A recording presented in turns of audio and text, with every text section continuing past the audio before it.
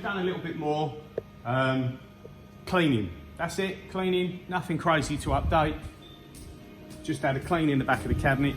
Didn't plan on this morning, but gave it all a really nice clean.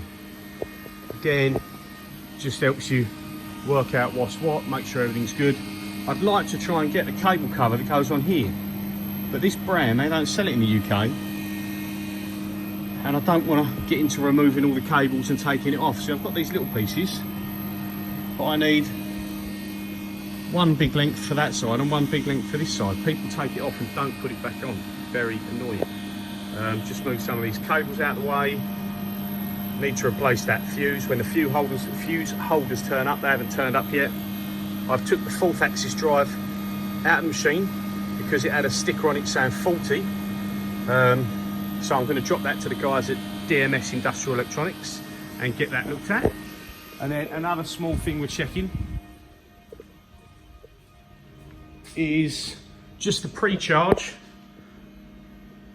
on the spindle here. So when I do a tool release, I'm going to play it in slow motion in a second so you see, but the pre-charge should only be 5 psi for a couple of seconds, just to bring the pin to the top of the drawbar so it doesn't smash into it. So it's just meant to just make it touch and then it comes in. So we do a tool release, you might be able to see it, if not I'll slow-mo it. See, it just stops at about 5 psi, just over, and then it goes full pressure.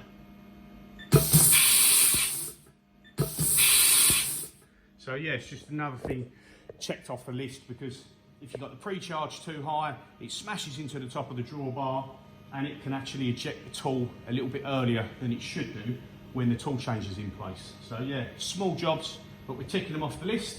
And then another thing that's coming, this cable here, which is just, it's rock solid. I can't even bend that, that's why it's cracked in there.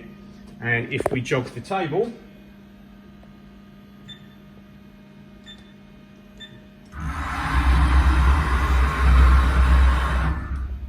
see there, this is all connected up. It was worse than that, but I connected that to see and do myself a bit of a test. And then if we come over this side,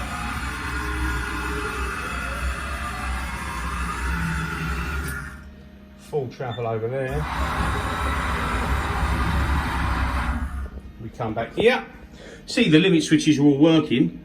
But down here, let me get a torch because it will show you how bad of a lash up it actually is that somebody has done, you know, for the sake of a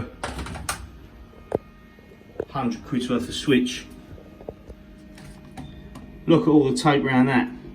So it's been ripped out and they've kind of tried to terminate the switch themselves. So you've got all that tape lashed up there.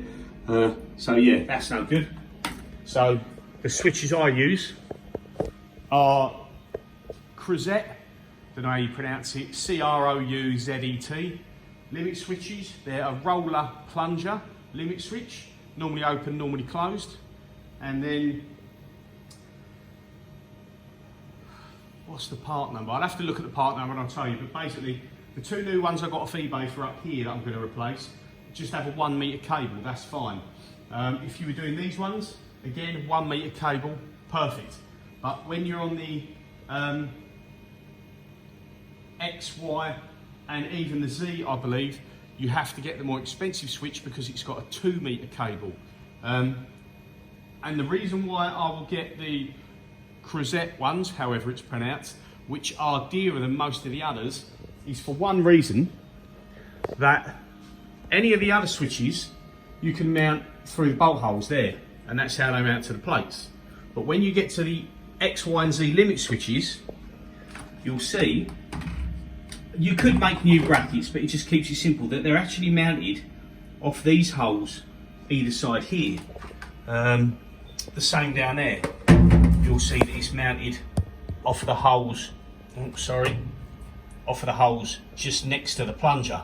And for that reason, I buy the Crozet limit switches, because they are the only ones that have got them bolt holes at the top, so I can mount it to that bracket. Yes, could make up new brackets, but I just want to switch for that machine, for this machine, and I think for all the older Haases, because the new style use a Hall effect magnetic type sensor, all I've got to do is put a plug on the end and it's done, and I put it in. And with these switches, if you e-stop the machine here and I disconnect that and power it up, I have done it before, and they'll only bolt in one place and they stay pretty much bang on, that you can e-stop it, turn it off, change the switch with the covers off, plug it back in, and you don't even have to redo the grid offset because it doesn't know it's moved.